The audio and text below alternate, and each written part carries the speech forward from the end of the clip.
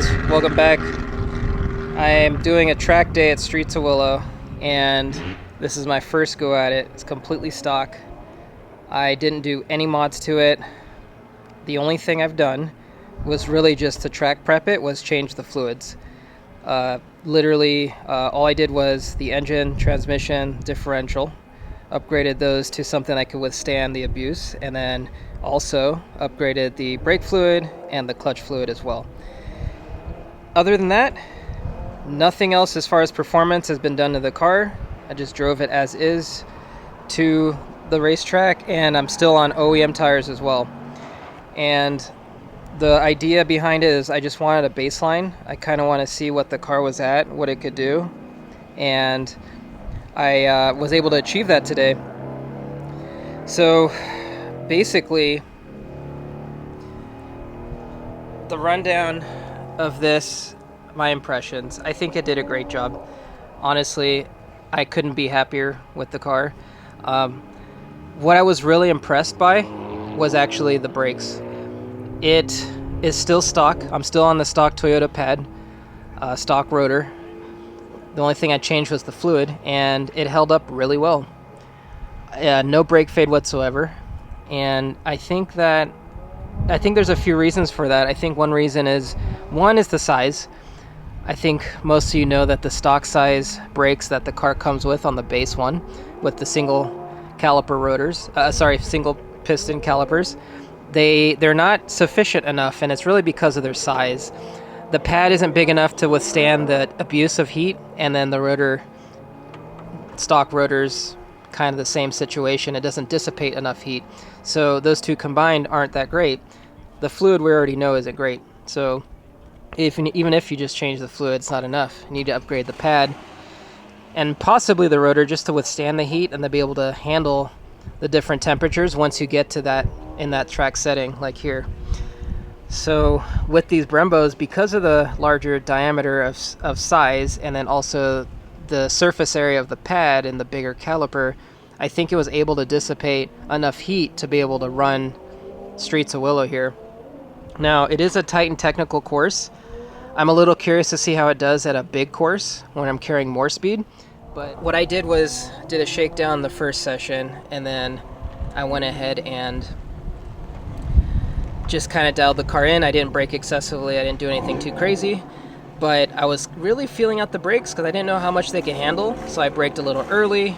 I gave myself space. When I realized that it could stop with confidence, the second session I just sent it, and it still held up to my standard. I basically late braked as much as I could, literally right before I needed to turn into the turn, and I just chucked it in. And no fade whatsoever. So it held up, and I was really impressed with that. I'm running endless fluid, and believe it or not, the endless fluid actually makes it feel a little bit, do I dare say, stiffer. And what I mean is there's a little bit more pressure to the brake pedal when I apply it. I thought it was a placebo effect, but I actually felt it because I drove the car prior to the shop. They went ahead and changed the fluid. I drove back home, and I can feel that with the same amount of pressure just to normally stop on a surface street, like, from one light to the next.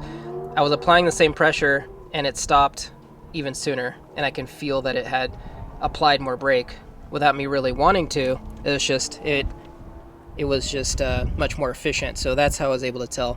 Same with the clutch, because I thought it was a placebo, but then when I pushed in the clutch felt a little heavier, just a little bit.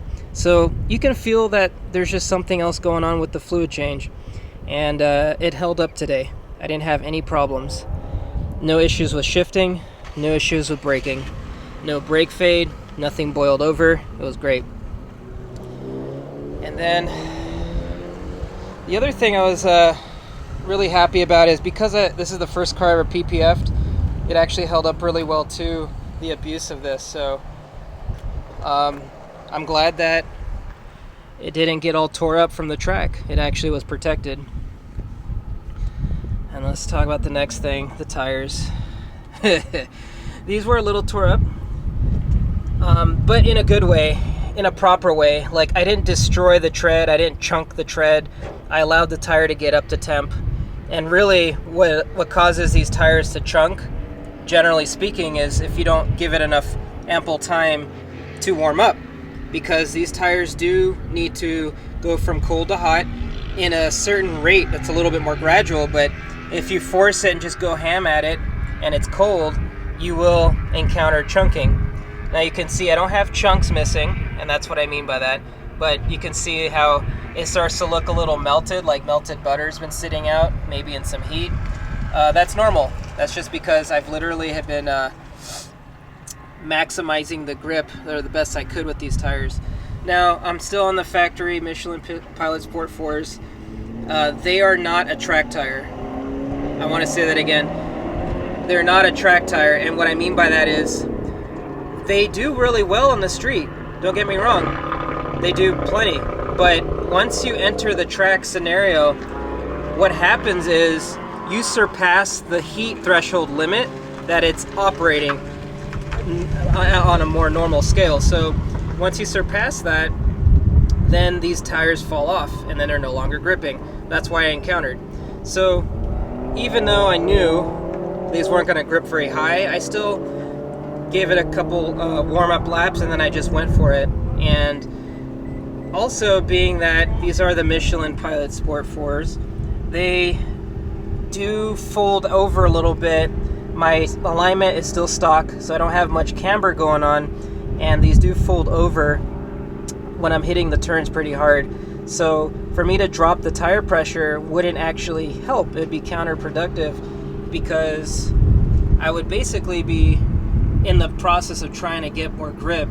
I'd be destroying the tire because it would just continue to fold over even more. It has lost its rigidity from dropping the tire pressure, and I'm just going to really just destroy the tire more than it really needed to, because it's not a track tire. It wasn't meant for that. So I accepted that. I left the tire pressures high, and it, even though it had a little bit more buoyancy, like a little bit more rigidity from the higher pressure, the car was still very responsive. I was able to do more with it as far as rotating it into the turn. So all in all, I think they did pretty well for what they were. Again, this was a baseline. There was nothing more than trying to get a fantastic time or try to, be the fastest out here, because I know it wouldn't be able to do that for me, but that's okay. So again, nothing else was done to this car. Everything's stock inside. Stock steering wheel, stock shift knob, stock seats. Brought my plushie with me for good luck. No, it wasn't in the car when I drove. But so that's my camera setup. I'll talk about that a little bit more in depth later, but that's from Ansix Auto. You can mount an action camera to it. Came in handy. My overall impressions of this car, I think it drove really well. For a stock 8.6, well, it's a special edition, but still, even with the performance package, with the brakes and with the upgraded dampers, it performed really well in the sense that the car was very playful, it was very direct, it did exactly what I wanted it to do, and it gave me the feedback that I wanted. So if I entered a turn, if the tire started to lose grip, it would tell me, okay, you're losing grip now. If I stepped on the gas and the rear started to step out a little bit, it would tell me, okay, you're about to lose some grip, you're stepping out. So the information communicated to me was very seamless, and then I was able to respond accordingly, and it was like a dance. It's kind of like a duo. Like, it communicates to me, I communicate what I want it to do, and then we just kind of kept going back and forth. So this car is very playful.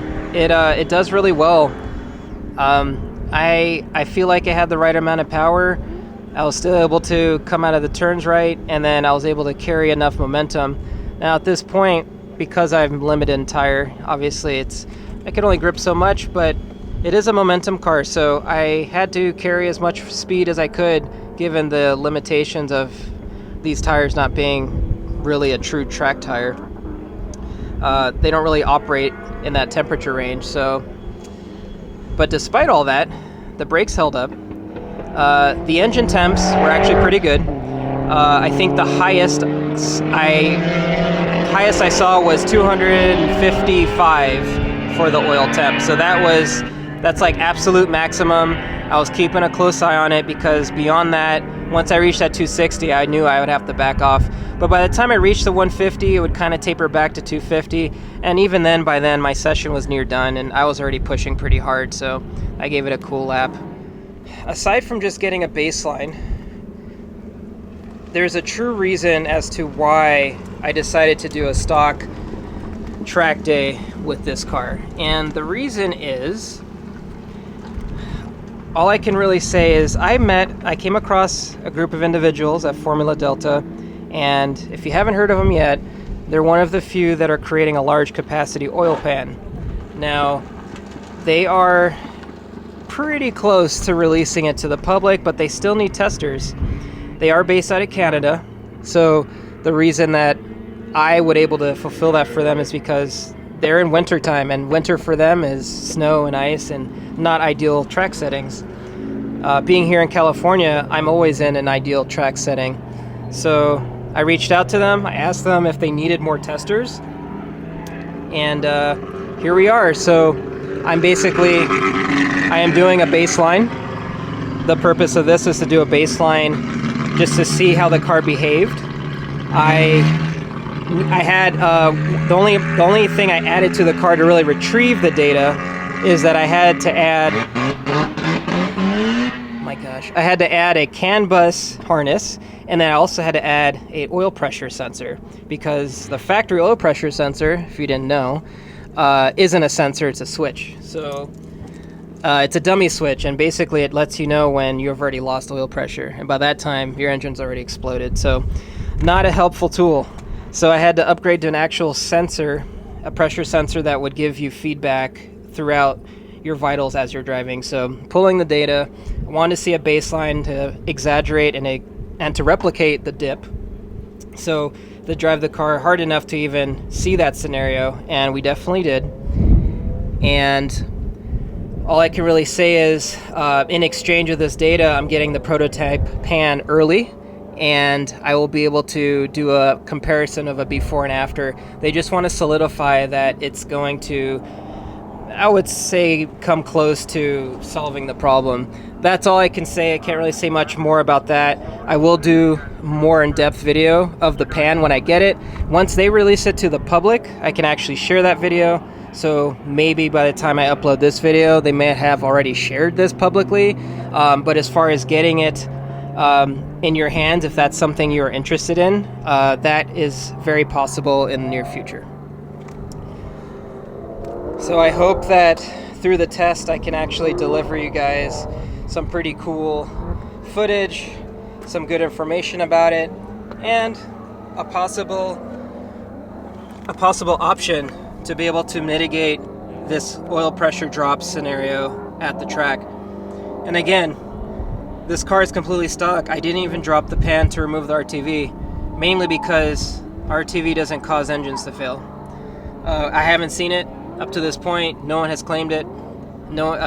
And none of the engine failures have pinpointed down to it being RTV. It has everything, less to do with that, but everything to do with oil pressure drops and lack of oil in existence, so in the oil pan. I'm hoping in this journey that if everything goes well, this pan will actually deliver, and it'll be everything that I had hoped for, and I think other enthusiasts like myself would have been looking for too, because this will basically make this car reliable 100% of the time, no matter what the scenario is. In these extreme scenarios, it'll make it reliable. So stay tuned for that, because I'm going to be sharing more of it. But anyway, as far as my feedback, as far as the car is concerned, I really got a good feel of a baseline today. Today at Streets, I managed to get a 1 minute 30.4. So I think my first session was 134.7, and then my second session was 130.4. So I shaved over a second. I'm happy with that result. I was really milking this car. I was kind of entering power slides into almost every turn, and I tried to late brake as much as I could. I probably could have squeezed a little bit more and dropped into the 129. I'd be really having to milk it, but by this time, the temperature is starting to raise. Ironically, today is one of the warmest days of our winter. It actually reached the 70s, which I was shocked.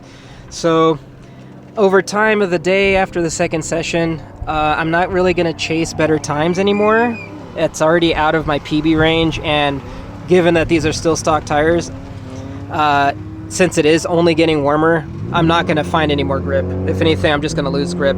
So it is what it is.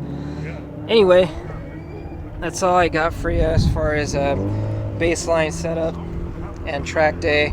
Again, I'm really happy with how this turned out. I think I had a blast today. I had a fun time getting data, and I hope to deliver some more in the future. Not just regarding the PAM, but just the progress of this car. Again, just getting a baseline of this car, I have a really good idea of what it's going to do. I'm getting this car prepped for 8.6 Cup, and in their stock class, it's very basic and minimal mods, but basically just a slightly wider wheel and tire combo, and it's a particular wheel and the particular size and a particular tire that you're allowed. As far as when I say wheel, particular size, and then when I say tire, there's only 3 options to choose from, and 2 of them are OEM. And then alignment, you can really just get as far as suspension. You can't touch any of the rest of the suspension. All you can really do is rear lower control arm for camber. Front, basically the bolts in the front, you can do camber bolts, and you can do top hats to achieve more camber. Other than that, you can't touch anything else. And it's for the sake of keeping it stock, keeping it friendly, and just competitive, because basically, even though you do those little minimal mods, the car really doesn't get that much faster. You're just trying to maximize the grip that the stock-ish setup is already there. So you're just maximizing what it has. And that's pretty much it. So I look forward to sharing more with you guys. I'm very pleased with the stock setup. If you guys have any questions for me as far as any specifics as far as what I did to prep the car for track, I have a separate video for that. And then if you have any questions as to what I'm going to do to prep the car for continuous tracking, I can share what I'm going to do with my build. I'm going to share it eventually anyways, but yeah, drop a comment down below. If you're running a stock car and you achieve different times, let me know. I'm really curious. I just want to hear more from the community, and I'm hoping to encourage more of you guys to go out there and track your car. So that's kind of the bigger overall picture of this. So thanks, guys. I'll see you next time.